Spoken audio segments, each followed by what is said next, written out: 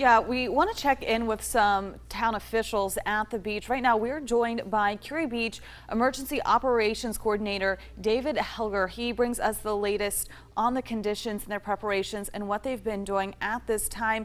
Thank you so much for joining us. Can you tell us what it's like at kure-beach right now? Well, so we're starting to get bands of rain and significant winds, 30 to 40 knots. The Public Works Department, the police and fire departments are active around the area, and we're just kind of waiting for the worst to come. But right now, some homes are impacted, a little bit of shingle damage, definitely some limbs coming down, and then we're starting to see significant erosion, and it's still a high tide to come later this afternoon. Mr. Heglar, can you tell me about flooding? Have you guys seen any flooding there, any road closures?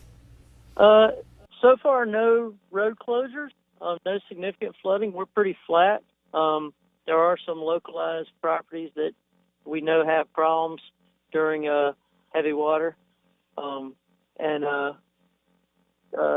right now we're just watching. We have a bunch of pumps staged to help those properties, and we're just working with citizens to make sure and protect their property. Now, we talked about the Carolina Beach bridge closing. How is this going to impact your community? Well, we use the same bridge, so when the bridge closes, there'll be a curfew in kure-beach, similar to Carolina Beach. We are reminding citizens that, I know we've already lost power here in town, and I see a number of citizens riding around.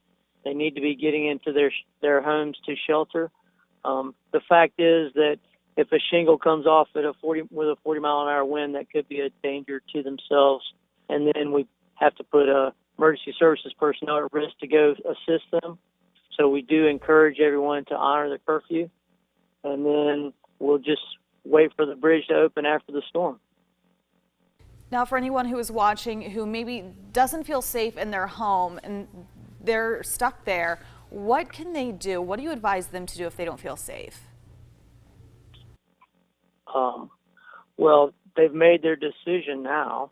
So the issue for everyone throughout the area is there were voluntary and mandatory evacuations advertised for the last 3 days.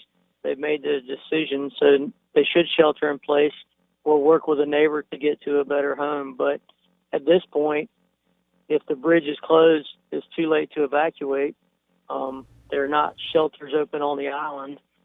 If they feel really concerned, they can call 911 and we can see if we can assist them until it becomes unsafe for emergency services to be out. Now, what about after the storm? What is the game plan after this heads out of our area? So we'll work with Duke Energy to restore power. We'll make sure any damage to public property is taken care of. We'll make sure that roads are open. We have heavy equipment staged that we rented prior to the storm. If there's any access issues on 421, we'll address those as soon as we can and get the town restored to full operations. Thank you so much. We certainly appreciate your time, and we wish you and everyone at kure-beach the very best as Matthew continues making its way through our area. Thank you very much, and everyone stay safe.